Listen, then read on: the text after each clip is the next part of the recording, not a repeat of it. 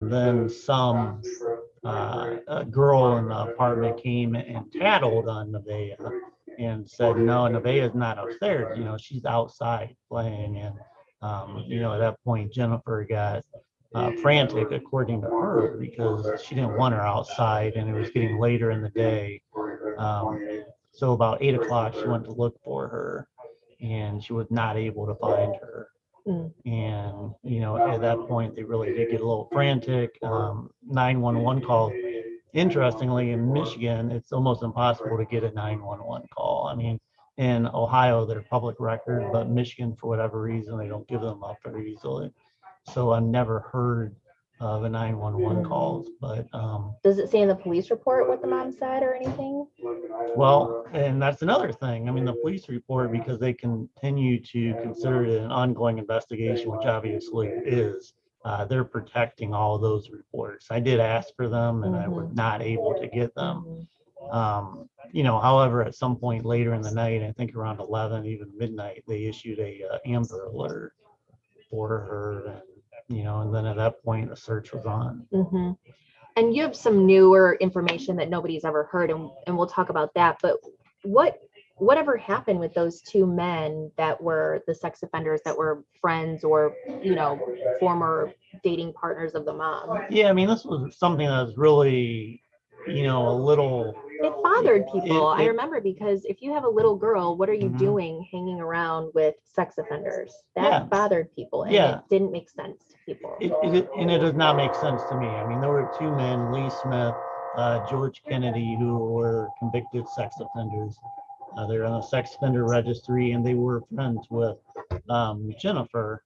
And shortly after all this happened, I believe it was in George Kennedy's hotel room, they found blood on like the wall and like a bloody pair of shorts and I think hair in there. And I think there was a van linked to Roy Smith that also had blood in it and it had some sort of tool. So these men were actually picked up pretty quickly after the fact. And right away, people jumped to the conclusion that they were involved. The blood was Nevaeh's, but in fact, it wasn't.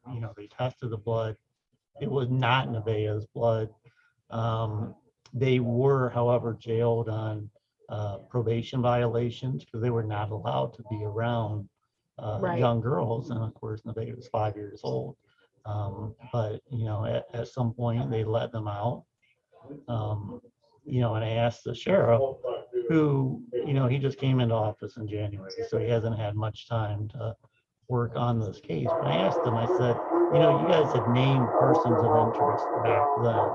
Are they still persons of interest? And he did not say that they were no longer persons of interest.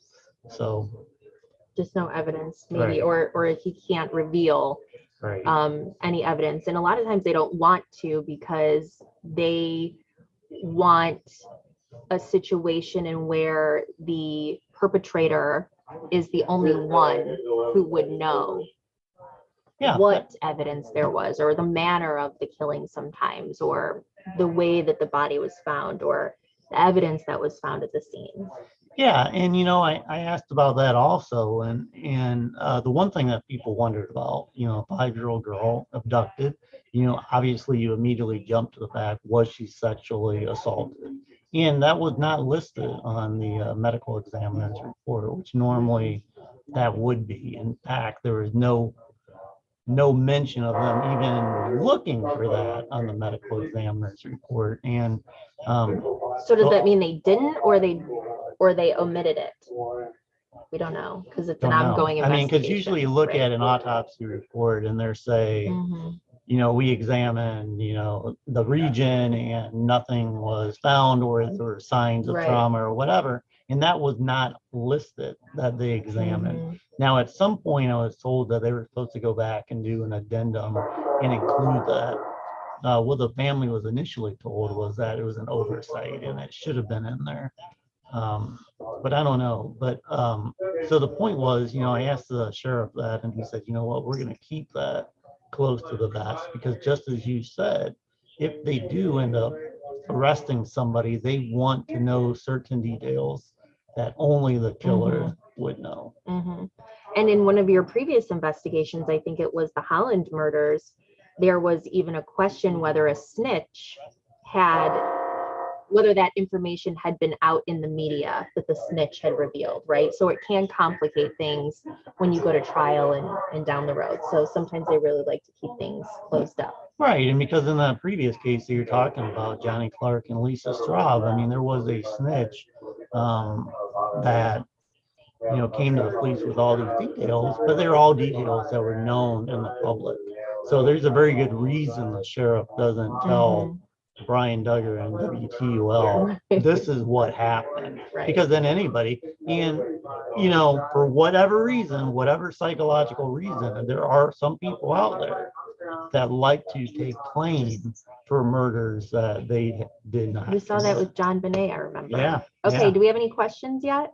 We did have a question from this one, Brian. This one I need my reading glasses. Is that Ray?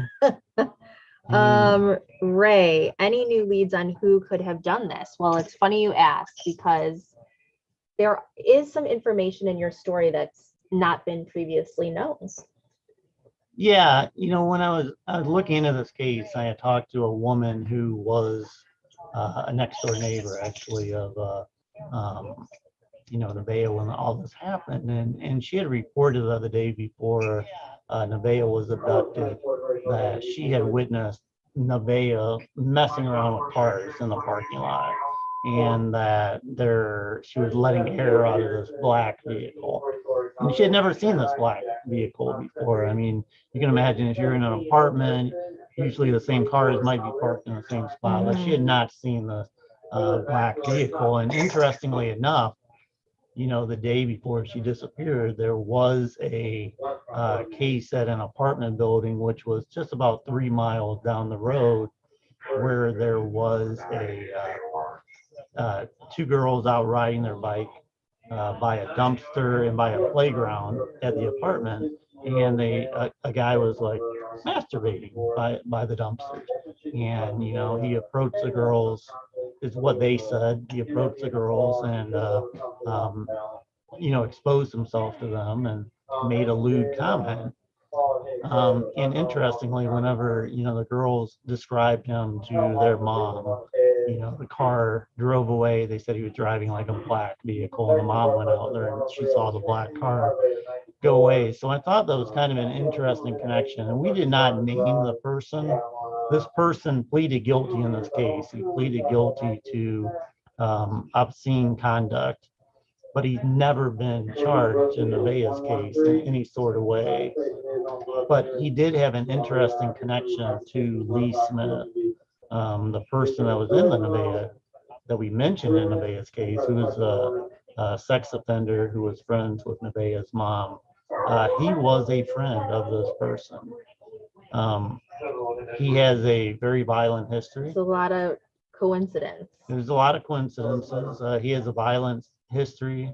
He was in prison, I think, for like basically the equivalent of attempted murder. I believe there's a home invasion in there, and he, I think he assaulted another inmate when he was in prison, and this person actually got out of prison last year. He wasn't expected to get out, but because of the whole COVID pandemic, they let him out. Explain to the viewers why we as journalists don't always name people who are persons of interest in a case or who may be connected to a case. Why don't we always share that information even though we may know it? Well, I mean, we don't want to draw the implication. I mean, certainly you and I consider and we can say, wow, there's a lot of coincidences and it's kind of weird, but I mean, we don't want to put the person's name out there necessarily, even though we know that he admitted to this crime.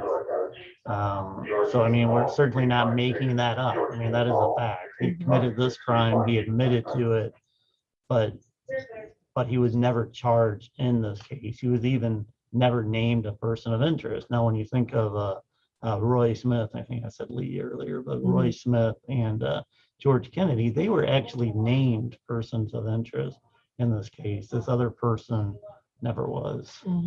So that's an important distinction. I noticed there was a family member and kind of ripped my heart out. She is still so upset over this and still has collected all kinds of clippings and stories on this case, and she's just still praying every day for justice. Yeah, and Risa Smith, who we saw in the story, I mean, she's a family member. She's like a second cousin or something like that, and she spent a lot of time. I mean, she has spent 10 years of her life just when I met with her for the interview, I mean, she lugged up these boxes of photo albums. And the photo albums were filled with like personal notes and timelines, and even people that they had interviewed. She has a partner that she's been working with, and they've been kind of working into this. And they operate 2 Facebook groups associated with Justice for Nevaeh and another Facebook group. So I mean, this really is it's a passion of hers, and she's dedicated much of her life to finding justice. And she just said she even just has a hard time even trying to sleep, knowing that. I mean, much what you said at the very beginning, what Nevaeh went through, what she probably felt, how scared she was, and the awful things that happened to her, and she just has committed her life to finding answers. What about her family and her mom and her grandmother and her father? What are they up to, and what is their level of involvement in trying to find the killer these days? Yeah, we had tried to get them on to talk. I did not ever make contact with her personally, but I know they're still in the area. I know there had been a falling out at the time that Nevaeh disappeared. I mean, the father was still involved with their life, but he wasn't supposed to be. I remember some surreal moment when he was there trying to search for her and look for her, that I think he had an outstanding warrant. I mean, I don't know if it's a warrant, but he owed child support, and technically he wasn't supposed to be there. And so, I mean, they're still here. I mean, I think just like any parent, they want justice. I mean, there's been tons of stories done. I'm certainly not the first person to do a story on her, and I think sometimes maybe as a parent, you might even get.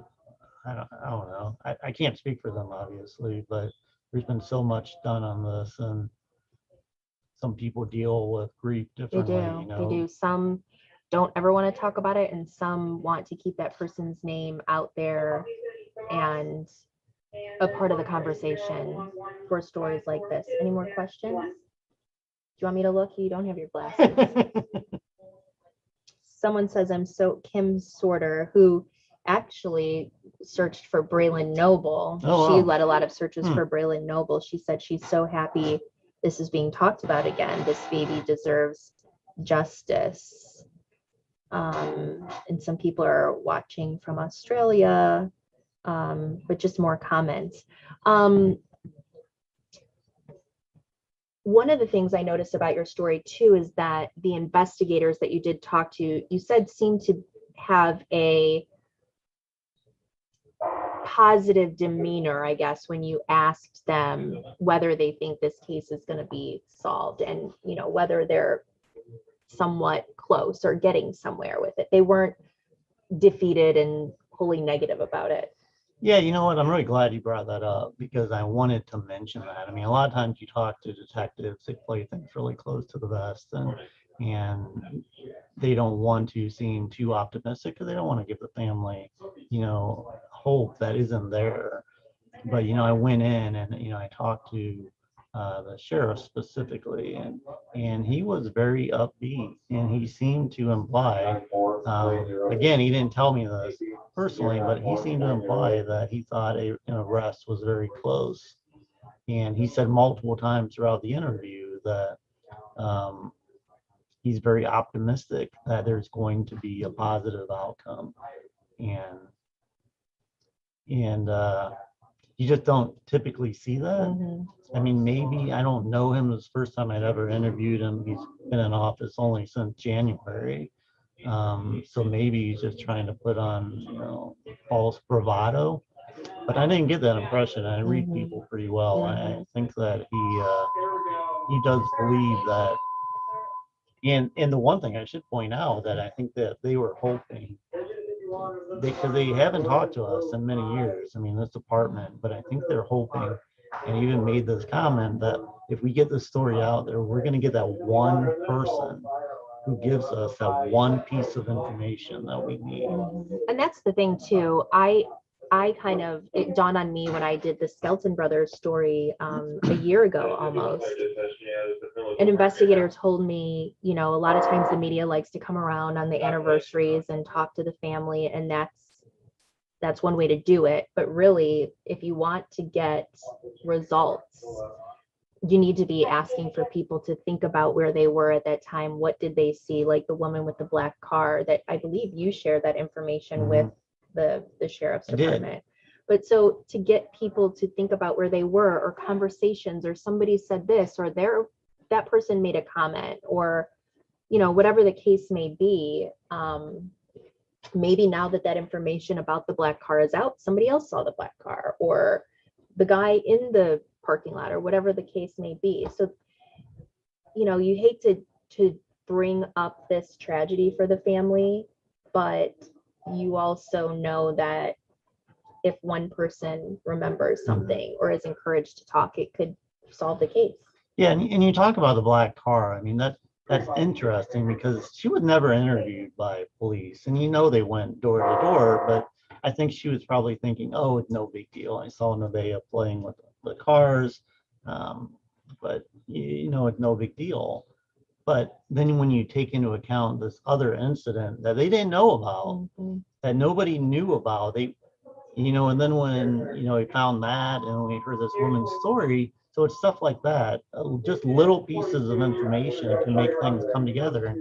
And that's why Sheriff Goodenough told me, he's like, look, if anybody knows anything, even if they think it's completely something that, oh, we don't want to bother the police with, but like you said, maybe they overheard somebody say something.